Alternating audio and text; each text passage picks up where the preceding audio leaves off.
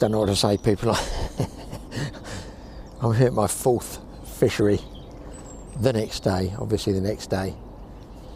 It's got a sort of brown look about it. I don't know what it is. When I've had waters, I've seen them like this. I'm standing 1, 2, 3, 4, 5, 6, 7, 8, 9. There's about 10 people here. I haven't seen one fish caught yet. I've got prawn just down here on the inside because they tell me some perch. It's a Hampshire lake. I did an article here 30, 40 years ago. There weren't any trees, and look at it now. Amazing. There weren't any perch then either. It was mostly just regular carp off the top. So I tried down there. It's the colour I'm not struck on. I baited up down here. I baited there, maybe 3 feet deep. Loads of lilies here. And there's bubbles coming up. But whether they're just slow coming on the feed, I honest to God don't know.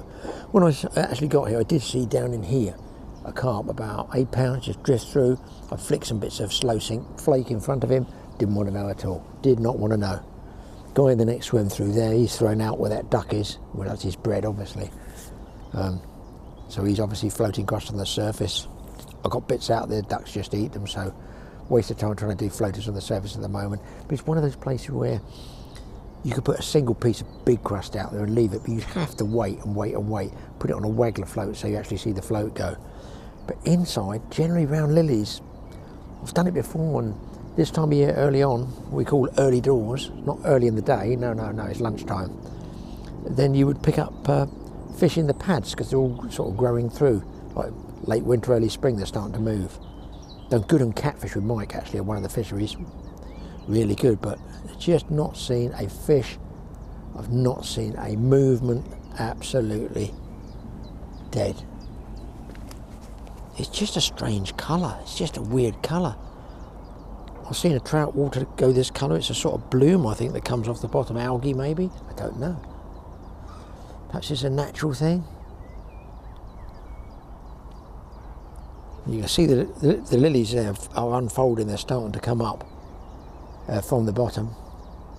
Whether I go really, I don't want to go really small. I want 6 pounds straight through. I don't want to go really small because look, I'm right in the middle of the bed of growing lilies. So it's a risk whether my bait is on the bottom, but I feel sure with something like slow sinking flake, or the float has got all the weight around the shot so it just sinks with the weight of the bait, then really it should just rest on the bottom. It's a strange one. I can't see me staying here too long. I should just pay me ticket money when the guy comes round, and I might call it quits early doors if I don't get a bite. Where's all the small fish? And the other thing, when there's a new fishery you're going to, I like to look around and see who's hooking what, who's catching, who's netting. Nobody's throwing any bait in. Why is that? I mean, they've all been here early doors. Obviously some have stayed overnight, there's bivvies here. But I don't understand, looking at it all like this, why there isn't, you know, I'm not seeing rods bent. This is supposed to be a commercial fishery, so you'd think there'd be plenty of fish in here. I don't know.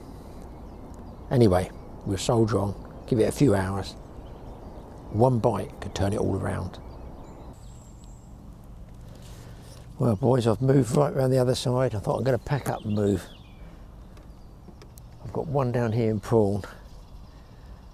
I've baited up in the middle, but what I've done now, I've gone to a heavier waggler float. And although I baited up in the middle, I put my float down here while I sorted something out, a single grain of sweet corn, and actually bumped a fish off. So I'm wondering if there are fish down in here close in. But I felt I had to move. I've gone down to a size 12, I think it is. I might bring this one in. I don't know about the big perch, or the alleged big perch in this place, but I might run double floats in there. I just got that feeling I've got to make a major change here. Pinches of ground bait going in. I definitely bumped one fish. I'm pretty sure I might have bumped another. But very close in. Just down there. I'm just using just pinches of sweet corn. Like this. The other thing I don't sort of like when I see it dead is like this is no matchman with poles, and pole fishermen are really good at catching fish. So it might not be the world's most productive place, and that's why the match fishermen aren't here practicing. Perhaps they don't have matches here.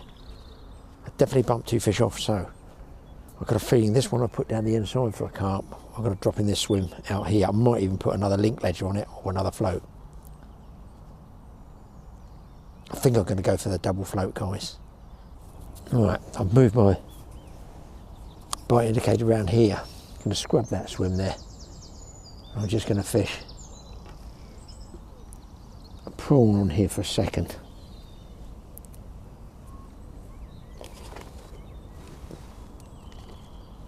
Of course, now I've moved in close. I haven't had a bite, have I? I've had a nightmare with this reel.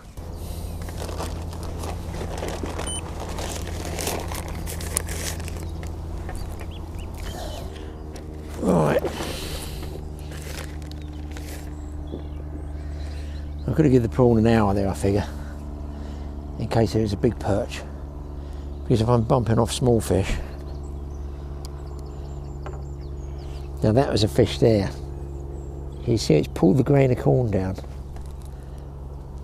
I'm hopeful again, guys. I am hopeful, mildly.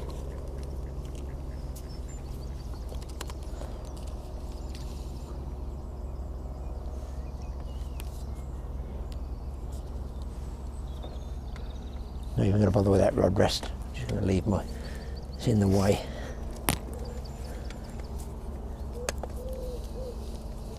Now I wonder what the small fish are.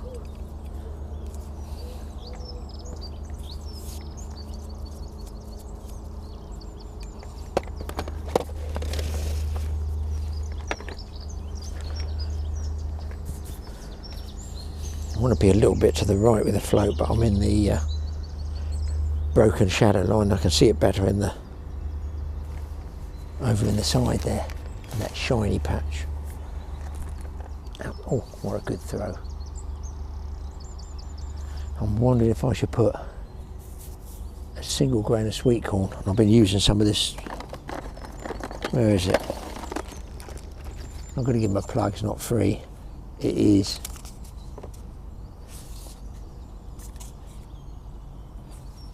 Very, very supple, but very strong. It's about 4 pounds. I think I'm going to do that.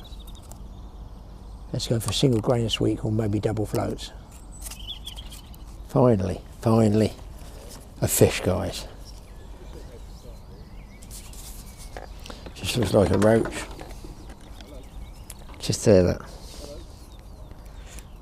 A single grain of corn, save the blank, but really hard work.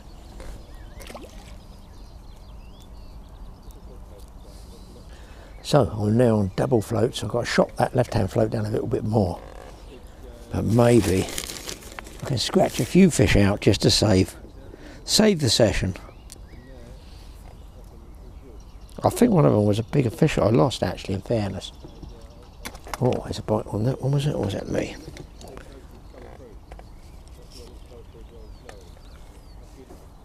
Well, finally, here we go. It's almost a netter, that one. I'm going to take a gamble. Swinger, a skimmer. Oh, he's going to go everywhere. There we go. Skimmer bream, single grain of corn. I think moving's done it. At least I'll get a bit of action. And just paid the bailiff the ticket money, and I missed 3 bites while he was here. Anyway, happy days. Better than a blank.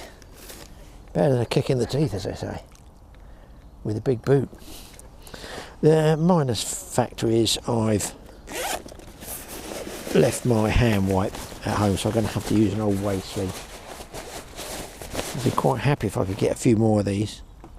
What I do, guys, I save up all my loose change, I put it in like that. Then when you've got to pay for a ticket, it sort of feels free. It feels free. It's that and car park money.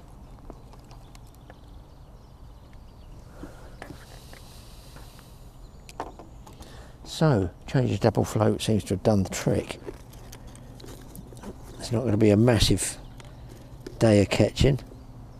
What I do notice is when you go for cheap corn, the cheapest freezer corn you can get, obviously, you do get small grains. Tend to be a little bit smaller, I feel. Don't know if anybody else has found that out or not. And the benefit of fishing close in, people, is providing you feed little and often, then you can be really accurate. So if you're a beginner, this is pretty ideal, is fishing close in like this. I've plumbed the depth all along since, I don't know, 4 feet, no, barely 4 feet. So you need to keep fairly quiet on the banks. But listen, again, it's a commercial water, so they know you're here. It's no big secret. You don't need to go around camouflage paint or anything. I missed that one talking to Smith again. Oh my God. I'm going to try that again. That's slightly right. Double float. I'm going to stick with this. Now, this is me. You can use bread on the surface. I put some bread out, flakes around here. Nothing's come up really this side. And the ducks have mopped it all up, so I've got plenty of bread to give them. I don't want to go heavy-handed on this. In my mind I do, but I think I should not. Just keep it sort of tumbling down through the water with some loose feed as well.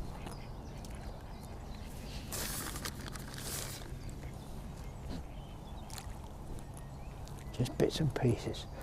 There's no reason why I can't. Not that I want to catch a carp, but you know, if I do hook one, it's no reason why it shouldn't come in there. On again, boys. Oh, he's come off. Oh, this is going to hopefully turn into at least a decent session if I can keep those 2 floats running like that. I think that was another small bream. Now, something else you can do, although I've got prawns here for the perch, you can actually snip these up and use pieces of these, and I've done quite well using sections of prawn, really, really small bits. So I'm going to put 2 or 3 of those out. I won't be eating these. The other bait is, which you all know about, I guess. Where's my bait tin? It's luncheon meat, and I can cut that up as well in small sections. So this has been in and out the freezer several times for catfish. I just take the skin off it all the way around like this. I freeze everything. This could be years old. Can you imagine somebody going in the freezer in the garage and saying they're robbing our freezer and thinking it's food? But up on, I fished on the River Severn for barbel. They used to have a little machine thing, a little box that you could put a whole piece of luncheon meat in. Whole block. Push it down like a sort of cheese grater, and it cut into these tiny squares like this. But look, how long does it take just to do this? Not very long, does it? It can all go in. And we're going to try a piece. Obviously, I've had a couple of fish on lunch and on. See the bread. Look, the ducks get the bread. I've had a couple of fish on corn, so let's try a little square of luncheon meat.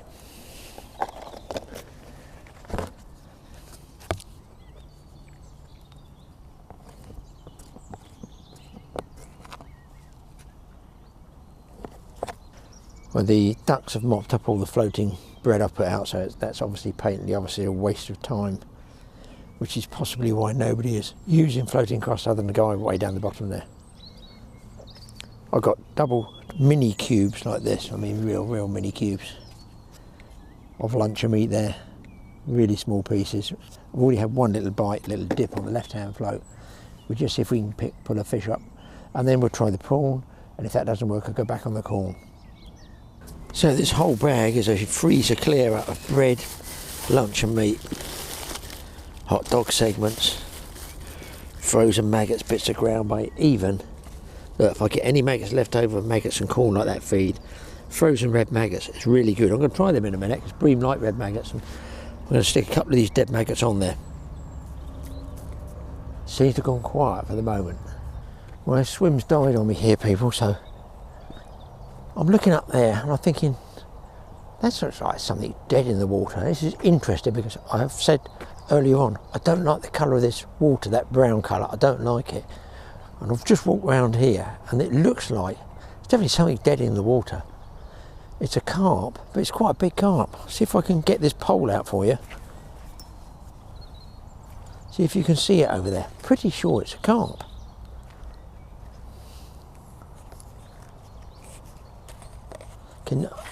That's as far as I can get this pole out. Hopefully I don't drop anything. There, you can see him there. That's a big fish. I know it's stone dead. If it's not dead, it should be. Disgusting. It's rotted out. Might be able to fish it in, you can have a look at it, but I don't want to catch any diseases. Well, I fished it in. It's a double figure carp.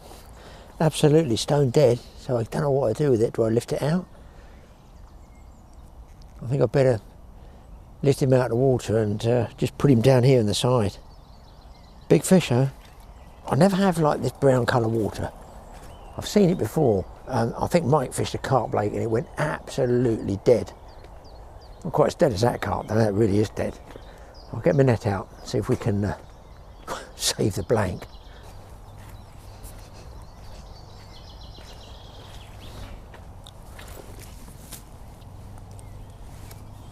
There you can see it down there. That's a very, very big carp.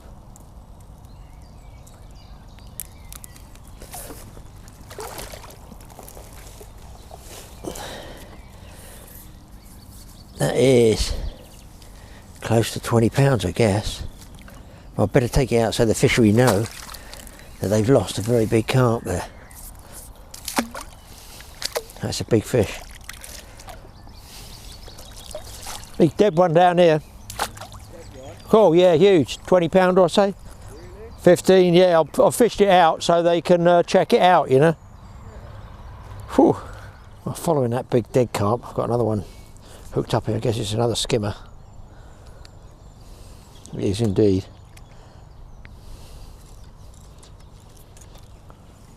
There we go.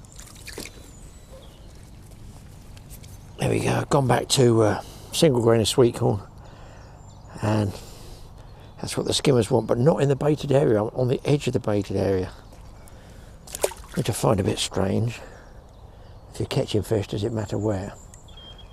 And I was fishing yesterday at a lake, and a guy's a really good roach fisherman, and he was on the pole, and he was saying it was peculiar fishing there as well, as much as he was trying to get the roach going. He'd catch some roach, and then he'd feed them, and they just back right off.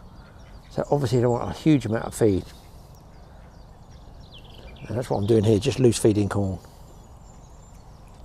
Well, I'm using these special hooks, guys. For some reason, keeps bumping the fish off.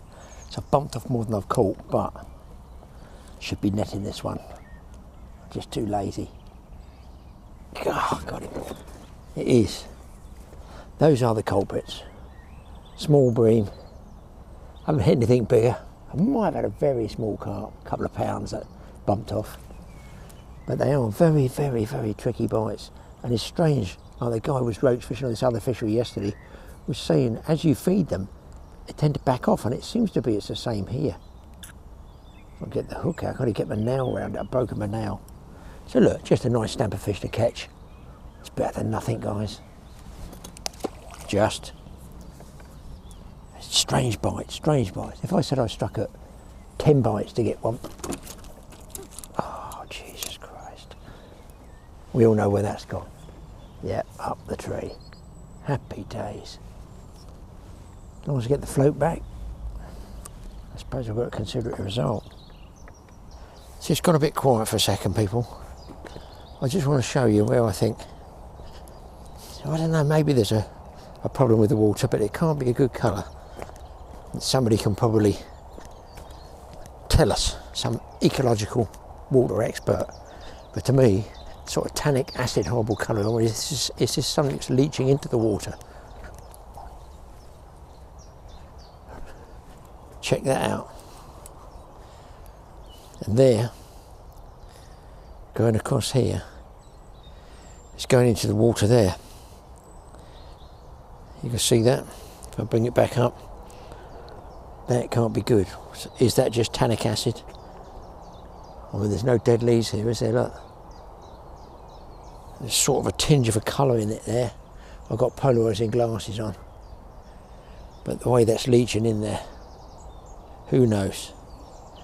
Having had dead carp, makes me wonder, and the guys around there came round to see it, and there's been 2 or 3 carp here apparently died in the last few weeks. So that, coupled to that strange colour in the water, which I think is a bit of a strange colour, and the strange colour in that mud there, makes me wonder, is that why I'm struggling today? I haven't seen one fish caught. I've seen one fish caught over there, about £5 carp. Tell a lie with all the other people. It just seems to be me bumping skimmers off. Anyway, I've got a soldier on, people. It's turning into a sort of salvage day, luckily. I gave blue sky. No. But it's going to come in very, very, very cold apparently, so this is the only day to do it. Right, I think I'll go to head cam and see if I can bump a few more bream off. Still going on the skimmers, people. There he comes. They're sort of nettable ones, really. But that's all that seems to be out there. Just the one roach.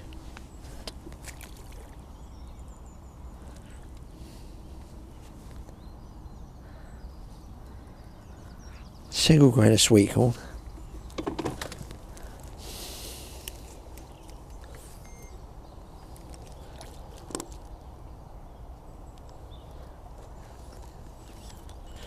Just fishing, I suppose, just inside what I would consider the full length that I can cast those wagglers. Oh, it's gone already. Now, what you can do is, I'm baiting, say, an area, look, like this square, like this. You want to put both floats in the same swim, don't you? But you can fish one at the back of the swim and one at the front of the swim. And then you can alternate it, one at that corner, one at this corner. They don't have to be both plonked in the middle. And when you think about it, if you've just baited out a fresh, it's logical to think you're going to put your bait right in the middle of that swim. Well, why? Because any fish coming in is going to come in from the outside first. He's not going to know the best foods on the inside. He's going to pick these bits up like there on the outside first. So he's going to start browsing and feeding from the outside. And it's only when they eat their way in they get confident that the inside of the swim is really, really good, or should be. And that's pretty well what I'm doing at the moment. I'm picking up on the fringe of where I'm baiting. I'm about this far apart. If I baited this area, I'm at both outside edges. Hope that makes sense. Well, this is so like the other day, yesterday, when the guy said, as you put some feed up, they definitely don't want ground bait. I put ground bait down here, it's killed it. I put ground bait out there when I was starting to get a few bites, it's killed it. Are they feeding on the ground bait? Because that sometimes does happen, that they just actually go on the tiny little particles of ground bait, especially when they're touchy. And I've gone back out there again with corn. I think I'm going to give it 15 minutes here. It's absolutely dead everywhere. As you can see, nothing moving. I'm going to pack up, and I think I'll put a bigger hook, a piece of floating crust, no loose feed, and just sit right down that corner on the way out and have half an hour or so sitting with a piece of bread flake on the top and a waggler float, just in case one does come up on top. I see nothing move at all. It's just like a tabletop. It's most unusual on a commercial water to see nothing moving. No bubbles, no fizzing, nothing. But it's still a day by the waterside. Winter's just gone. Grateful to be out. Still getting the skimmers, guys. Oh, tell a lie. Well, actually not getting the skimmers, get a very nice roach. Look at that one. Well, well. That's worth 10 skimmers, I know. That is a kick in the face. That's a very nice roach, that one. Well impressed with that. Well, maybe that's what's giving me these bites that I keep missing. Now, I was saying I was going to pack up. Do I? With roaches of that size. Still swinging them in, boys. Still swinging them in. I suppose, really, look, if you put these in a keep net, make a pretty good match weight. You know, they're all catchable fish. Be nice to get a bigger one. But there you go, better than nothing. This feels like a better fish, guys. I was actually texting Wayne, my mate. The real handle started turning. Yeah, he's a little bit bigger. He's a little bit bigger. Not a whole lot. And being a bream covered in slime, I don't really want to put him all over the net, but Yeah, that's a bit more like it. So maybe I'll see the last hour out here. There he goes. Yuck, they are so slimy. Imagine them in a sandwich. They certainly slide down quickly. What I don't understand is I've missed so many bites today. I cannot tell you, I feel nothing. I'm not even sort of bumping them off. And yet, I'll try and make a text to Wayne, and luckily got the reel on back, and the reel goes on backwind. It's just what we call a churn. It's going down here. So why am I missing them on the float? I don't get that. I really don't get it. Should I delay my strike a little bit more? Am I too keen on the strike? I don't know. It's a funny old game, this fishing. I'll give them another bit more din-dins.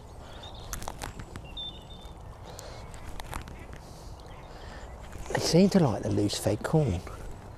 As soon as I put ground bait in, might be a bit stodgy, it's come out of the freezer.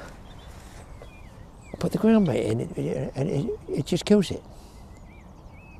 I mean, it's not exactly red hot the best of times, but I did have a little bit of continuity with bites there at some stage. Tried right down here, tried down there, and now I'm out in the middle. But generally, look, it's just nothing. As you can see by the float down there, I'm going off floater fishing, but I've just wound in yet another one, and it looks like a roach. Quite a nice roach, actually. Makes me wonder if I should have bought maggots. Look, that's a nice roach. So I've done okay, I'm moaning, but you know, look. Calm down, Neddy. I've done okay, but this is a nice roach. Pretty good fish, isn't it? Sweet corn, I haven't got maggots. Most people wonder what I get with maggots. So I am catching fish. So I'm off now. Packing up and see if I can't go around the other side and see if I can't drift a bait around for the last 20 minutes and see if I can't get something off the top. I know there's no movement, but I did see one or two move early doors when I got here. Early doors being lunchtime for me.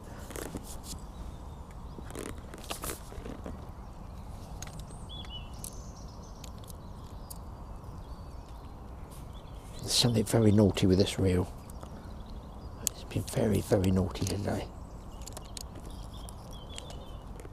And that reel continued being naughty for the rest of that day. No, I didn't catch a carp off the top with a floater. Nothing. It was just one of those days.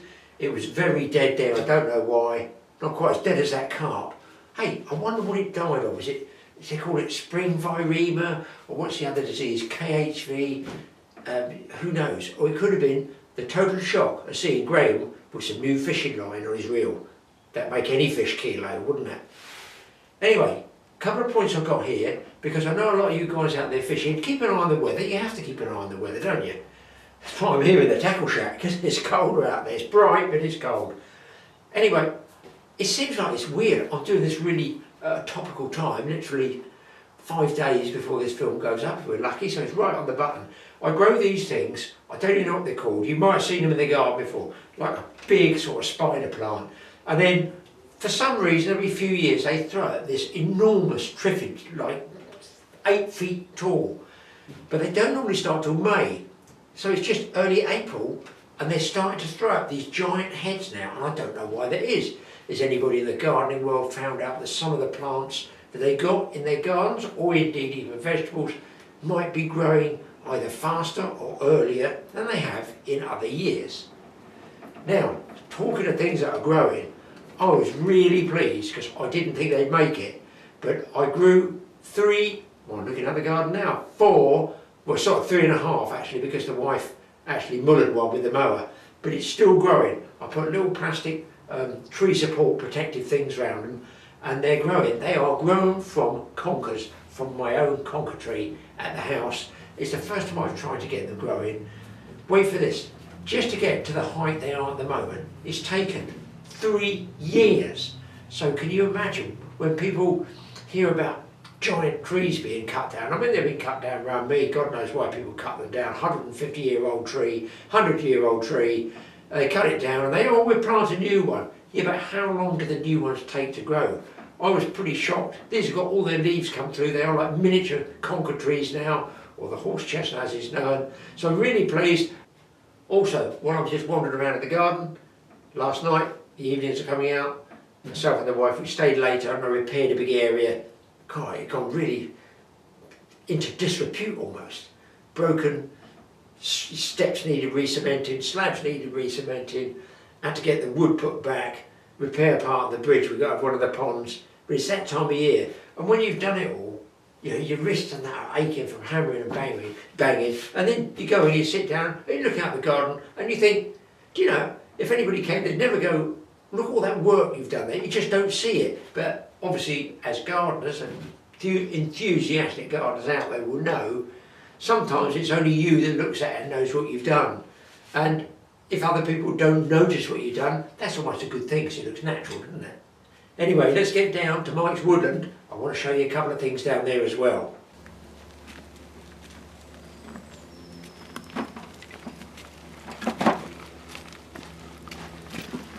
There's got to be something wrong, guys. How come I get the wrong end of the stick in every time I'm lumbering stuff? So this load here are the windows and the door frames, edges, panels that I've pre-made in my garage, and then I've got to barrow half a mile up a hill to get it, you know, to put up, and that's what we're going to be doing hopefully tomorrow. So quiet up here. Still not worth pushing all this lot though. I'd enjoy it a lot better without this load. Let's crack on.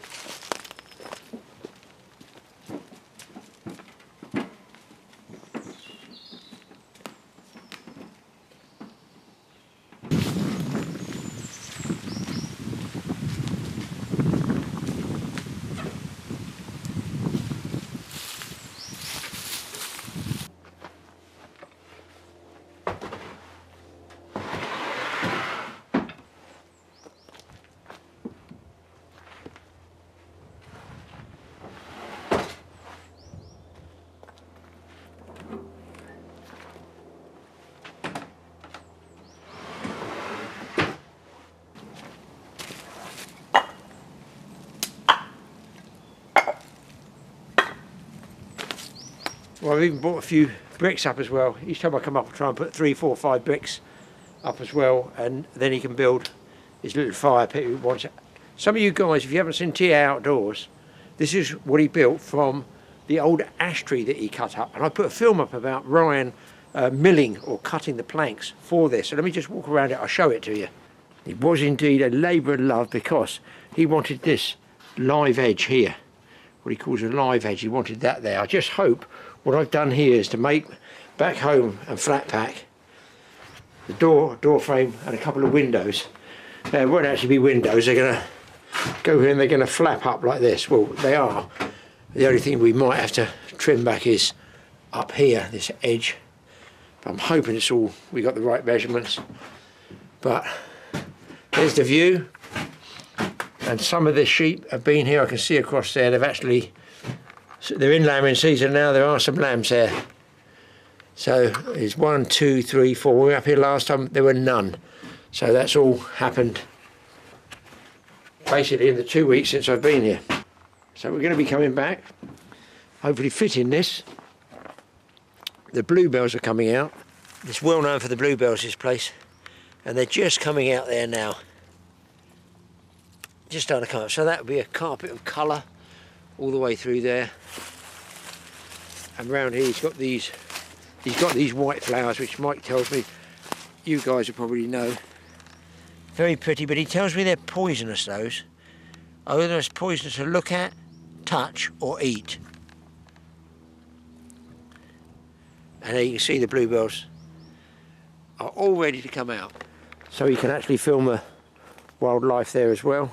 And one of the views is across here. So the tree from which Mike got the milling wood was here, and as you can see it's massive. We showed this before. This is where Ryan was milling down here, and it crashed down through there for about 150 feet, I guess. But what's interesting, down here, all these are the seeds apparently or the seedlings, or you want to call them saplings, from that tree. So what a guy was telling Mike was that these, and there's absolutely loads of them, are laid down by the tree, which knows it's sort of dying because it's on the ground apparently. And they're all in a line, they're all down here. They're not scattered all over like this way too much, it's more in the line there. There, like you can see them. And the ash tree does this, but it only sends out apparently female ones. So that's something interesting there. These are all female, and apparently the guy did say they don't fare very well. Loads of them, absolutely blanketed.